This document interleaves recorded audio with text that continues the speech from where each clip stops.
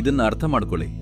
ಏನೋ ಬೃಹತ್ತಾದನ್ನ, ಯೋಗ್ಯವಾದನ್ನ ನಿರ್ಮಿಸುವಾಗ ಬೇರೆಯವರು ಎಂಜಾಯ್ ಮಾಡೋ ಸಾಕಷ್ಟು ಸಂಗತಿಗಳು ನಮ್ಮ ಜೀವನದಲ್ಲಿ ಇರಲ್ಲ. ನೀವು ಕೈಗೆತ್ತಿಕೊಂಡಿರೋ ಕಾರ್ಯ ಮಹತ್ವವಾದ್ದು ಅನಿಸಿದ್ರೆ ಸಣ್ಣ ಸಂಗತಿಗಳ ಬಗ್ಗೆ ತಲೆ ಕೆಡಿಸಿಕೊಳ್ಳಲ್ಲ. ಒಮ್ಮೆ ಹೈದರಾಬಾದ್ನಲ್ಲಿ ಪ್ರೋಗ್ರಾಂ ಇತ್ತು. ನನ್ನ ತಾಯಿ ಸಾವಿನಂಚಲ್ಲಿ ಇದ್ರು, ಆದರೂ ಹೋಗಿ ಪ್ರೋಗ್ರಾಂ ನಡೆಸಿದೆ. 20 ವರ್ಷಗಳ ಹಿಂದೆ ಜನವರಿ ತಿಂಗಳಲ್ಲಿ ಅಮ್ಮ ತೀರಾ ಅಸ್ವಸ್ಥರಾಗಿದ್ರು. ಅವರಿಗೆ ಕಿಡ್ನಿ ಫೇಲ್ಯೂರ್ ಆಗಿತ್ತು. ಇನ್ನು ಹೆಚ್ಚು ದಿನ ಉಳಿಯಲ್ಲ ಅಂತ ಗೊತ್ತಿತ್ತು. ಕೊನೆಯ ದಿನಗಳಲ್ಲಿ ಅವರ ಏಕೈಕ ಆಸೆ ನನ್ನ ಪ್ರೋಗ್ರಾಮಲ್ಲಿ ಬಂದು ಕೂರೋದಾಗಿತ್ತು. ಯಾಕಂದ್ರೆ ಸಾಕಷ್ಟು ಜನರು ಹೋಗಿ ನೀವು ನಿಮ್ಮ ಮಗನ ಪ್ರೋಗ್ರಾಮನ್ನು ನೋಡಬೇಕು ಅಂತಿದ್ರು. ಹಾಗಾಗಿ ತುಂಬಾನೇ ಹಂಬಲಿಸ್ತಿದ್ರು.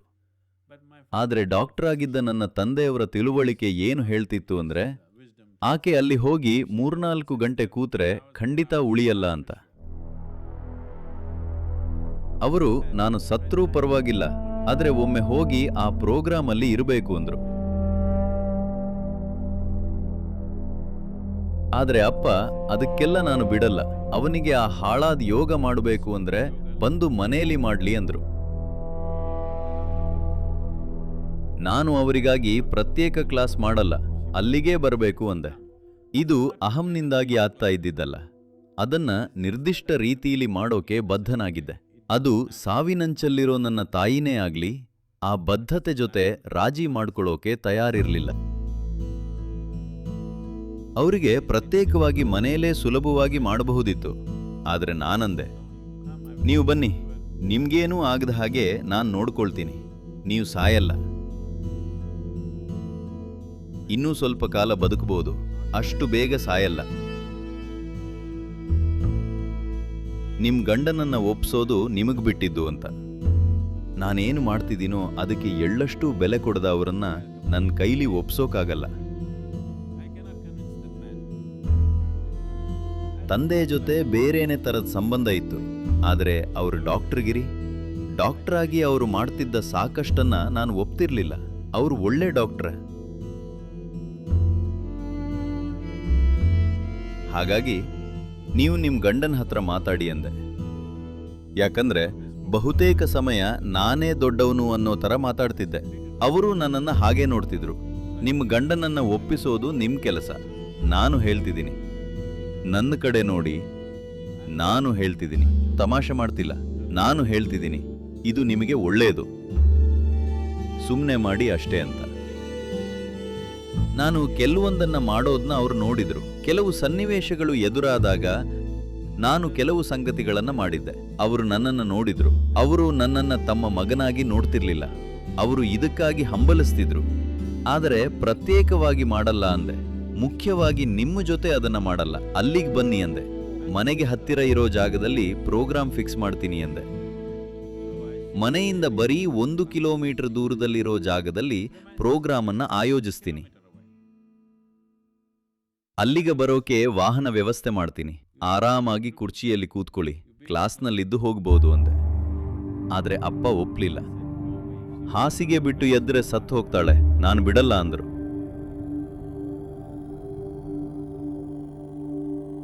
ಸರಿ ಅಂದೆ. ಸರಿ ಅಂತ ಸುಲಭವಾಗಿ ಹೇಳಿದೆ.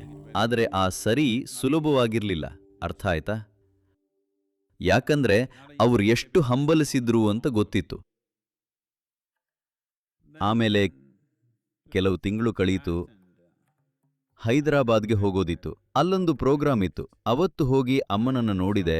ಸಾವಿಗೆ ಹತ್ತಿರವಾಗ್ತಿದ್ದಾರೆ ಅಂತ ಗೊತ್ತಾಯ್ತು. ನಾನಂದೆ, ಬರ್ತೀನಿ ಅಂತ ಒಪ್ಕೊಂಡಿದ್ದೀನಿ, ನಾನು ಹೋಗ್ಲೇಬೇಕು, ಅಲ್ಲೆಲ್ಲ ವ್ಯವಸ್ಥೆ ಮಾಡ್ಕೊಂಡಿದ್ದಾರೆ, ಹೋಗ್ಲೇಬೇಕು ಅಂತ.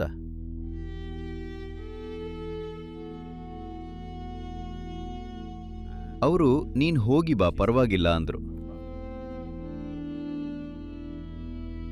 ನಾನು ಹೋಗ್ತಿರೋದು ತಂದೆಗೆ ಗೊತ್ತಾಯ್ತು. ಅಮ್ಮನಿಗೆ ಹೆಚ್ಚು ದಿನಗಳಿರಲಿಲ್ಲ, ಎಲ್ಲರಿಗೂ ಗೊತ್ತಿತ್ತು. ಆದರೆ ಕೆಲವು ವಾರ ಆಗಬಹುದು ಅನ್ಕೊಂಡಿದ್ರು. ಅದಕ್ಕಿಂತ ಬೇಗನೆ ಆಗಬಹುದು ಅಂತ ನನಗೆ ಅನ್ನಿಸ್ತು. ಹಾಗಾಗಿ ಅಲ್ಲಿ ಹೋಗಿ ವ್ಯವಸ್ಥೆ ಮಾಡಿ ಬರೋದು ಹೇಗೆ ಅಂತ ಯೋಚಿಸ್ತಿದ್ದೆ. ನಾನು ಹೊರಟೆ. ತಂದೆಗೆ ಕೋಪ ಬಂತು. ನೀನ್ ಈಗ ಹೋದ್ರೆ ಆಮೇಲೆ ನಿನ್ ಮುಖನೂ ನೋಡಲ್ಲ ಅಂದ್ರು.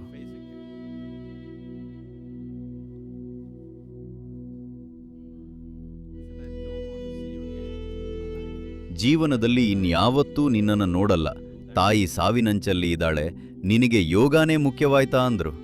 ನೋಡಿ, ಅಮ್ಮಂಗೆ ಅರ್ಥ ಆಗತ್ತೆ, ನಿಮಗೆ ಅರ್ಥ ಆಗಲ್ಲ.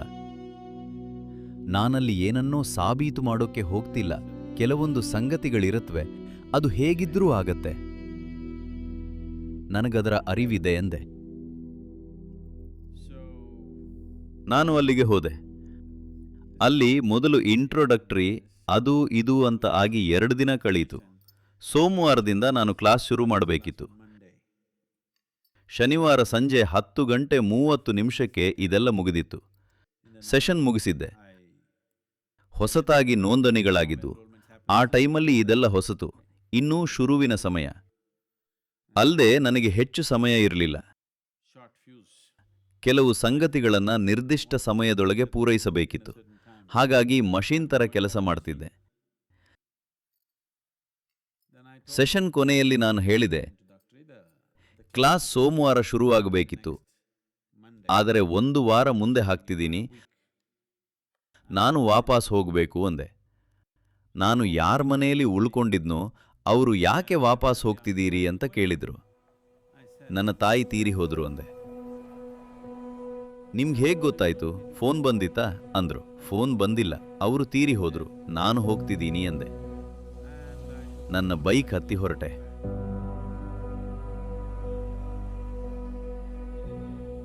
ಹೈದರಾಬಾದ್ನಿಂದ ಮೈಸೂರಿಗೆ 750 ಕಿಲೋಮೀಟರ್ ಆಗತ್ತೆ. 20 ವರ್ಷದ ಹಿಂದೆ ಹೈದರಾಬಾದ್ ಬೆಂಗಳೂರು ರಸ್ತೆ ಹೇಗಿತ್ತು ಗೊತ್ತಾ? ಸುಮಾರು ಕಡೆ ಸರಿಯಾಗಿ ರಸ್ತೆನೂ ಇರಲಿಲ್ಲ. ಆ ರಾತ್ರಿ 750 ಕಿಲೋಮೀಟರ್ ಸಾಗಿ ಬೆಳಿಗ್ಗೆ 7 ಗಂಟೆಗೆ ಬಂದೆ. ಅಂತ್ಯ ಸಂಸ್ಕಾರಕ್ಕೆ ತಯಾರಿ ಆಗ್ತಾ ಇತ್ತು.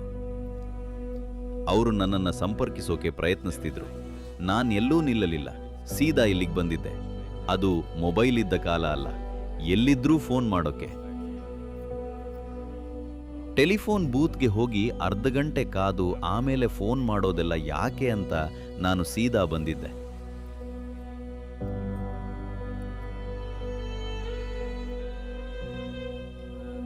ನನ್ನ ತಂದೆಗೆ ನಿಜಕ್ಕೂ ಕೋಪ ಬಂದಿತ್ತು. ನನ್ನ ಮೇಲೆ ಬೇಜಾರು ಮಾಡ್ಕೊಂಡಿದ್ರು. ನಾನವ್ರನ್ನ ದೂಷಿಸಲ್ಲ, ನನಗೆ ಅರ್ಥ ಆಗತ್ತೆ. ಅವ್ರ ದೃಷ್ಟಿಲಿ ನಾನೇನ್ ಮಾಡಿದ್ನೋ ಅದು ಅಪರಾಧ. ಆದರೆ ಅಮ್ಮ, ನಾನು ಏನನ್ನ ಮಾಡ್ತಿದ್ನೋ ಅದ್ರ ಹಿಂದಿದ್ದ ಉದ್ದೇಶನ ನೋಡಿದ್ರು. ನೀನೇನ್ ಮಾಡ್ತಿದೀಯೋ ಅದನ್ನ ಮಾಡಬೇಕು, ಅವ್ರು ಏನಾದ್ರೂ ಹೇಳಲಿ, ನೀನ್ ಹೋಗು ಅಂದಿದ್ರು. ಹಾಗಾಗಿ ಅವರಿಗೆ ಕೃತಜ್ಞ. ಅವರು ಅದನ್ನು ಕಠಿಣವಾಗಿಸಿದ್ರೆ ನನಗಿನ್ನೂ ಕಷ್ಟ ಆಗ್ತಿತ್ತು. ಹೇಗಿದ್ರೂ ಹೋಗ್ತಿದ್ದೆ. ಅವರು ಕಣ್ಣೀರು ಹಾಕಿ ಹೋಗ್ಬೇಡ ಅಂದಿದ್ರೆ ನನಗಿನ್ನೂ ಕಷ್ಟ ಆಗ್ತಿತ್ತು. ತುಂಬ ಕಠಿಣವಾಗ್ತಿತ್ತು. ಆದರೂ ಹೋಗ್ತಿದ್ದೆ. She made it easy for me. She said, you go. It doesn't matter what he says, you just go. ಆದರೆ ಅವರು ಅದನ್ನ ಸುಲಭವಾಗಿಸಿದ್ರು. ನೀನ್ ಹೋಗು, ಅವ್ರು ಏನಾದ್ರೂ ಹೇಳಲಿ, ನೀನ್ ಹೋಗು ಅಂದ್ರು. ಅವರಿಗೆ ಹೆಚ್ಚು ಸಮಯ ಇಲ್ಲ ಅಂತ ನನಗೆ ಗೊತ್ತಿತ್ತು. ಅವರ ಕೈ ಹಿಡಿದು ಅವರ ಪಕ್ಕ ಕೂತ್ಕೊಂಡಿದ್ರೆ ಚೆನ್ನಾಗಿರ್ತಿತ್ತು. ನಾನದನ್ನ ಮಾಡೋಕೆ ಬಯಸಿರ್ಲಿಲ್ಲ ಅನ್ಸತ್ತಾ? ಅದನ್ನ ಬಯಸಲಿಲ್ಲ ಅನ್ಸತ್ತಾ? ಬಯಸಿದ್ದೆ. ಅವರು ನನಗೆ ತುಂಬ ಕ್ಲೋಸ್ ಆಗಿದ್ರು. ಬರೀ ತಾಯಿಯಾಗಿ ಅಲ್ಲ, ಸ್ನೇಹಿತೆಯಾಗಿ. ಹಲವು ರೀತಿಯಲ್ಲಿ ನನ್ನ ನಿಜವಾದ ಫ್ರೆಂಡ್ ಆಗಿದ್ರು. ಅವರೂ ನನ್ನನ್ನ ಫ್ರೆಂಡ್ ಆಗಿ ನೋಡ್ತಿದ್ರು. ಆದರೆ ನಾನು ಹೊರಟಾಗ ಅಪ್ಪನಿಗೆ ತುಂಬ ಕೋಪ ಬಂದಿದ್ದ ಕ್ಷಣದಲ್ಲಿ ಅವರು, ನೀನೇನ್ ಮಾಡ್ತಿದೀಯಾ, ಅದು ನನಗೆ ಅರ್ಥ ಆಗತ್ತೆ, ನೀನ್ ಕಾಯ್ಬೇಡ, ನೀನ್ ಹೋಗಿ ಬಾ, ಅವ್ರು ಏನಾದ್ರೂ ಹೇಳಲಿ ಅಂದ್ರು. ಆದರೆ ನಾನು ಹೋದಾಗ ಸಾವನ್ನಪ್ಪಿದ್ರು.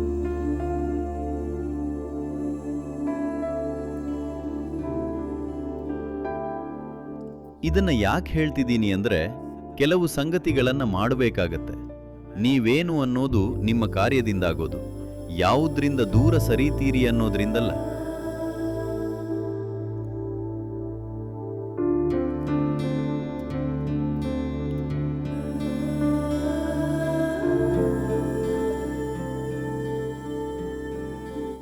ನೀವಿದನ್ನ ಯೋಚಿಸಿ.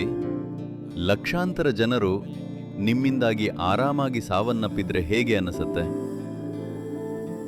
ಚೆನ್ನಾಗಿ ಬದುಕಿದ್ರೆ ಅದು ಅದ್ಭುತ. ಆದರೆ ಕೊನೆ ಪಕ್ಷ ತೊಳಲಾಡ್ತಾ ಸಾಯಲ್ಲ, ನೆಮ್ಮದಿಯಿಂದ ಸಾಯಬಹುದು. ಅವರಿಗೆ ಮಾಡೋ ಈ ಸರಳ ಸಂಗತಿಯಿಂದಾಗಿ ಕಾಲಾಂತರದಲ್ಲಿ ಲಕ್ಷಾಂತರ ಜನರಿಗೆ ಇದಾಗಬಹುದು. ಆ ಪ್ರಕ್ರಿಯೆಯನ್ನು ಹೀಗೆ ಮುಂದುವರಿಸಿದ್ರೆ ನಾವಿಲ್ಲದೇ ಇದ್ದಾಗಲೂ ಅದಾಗತ್ತೆ. ಇದರಿಂದ ನೀವು ಪಡೆಯೋ ಧನ್ಯತೆಗೆ ಯಾವುದೇ ಸಾಟಿ ಇರಲ್ಲ. ನೀವು ಹೇಗೆ ಇದರ ಒಂದು ಭಾಗವಾಗಬಹುದು, ಹೇಗೆ ಸಾಕಾರಗೊಳಿಸಬಹುದು ಅಂತ ನೋಡೋಣ.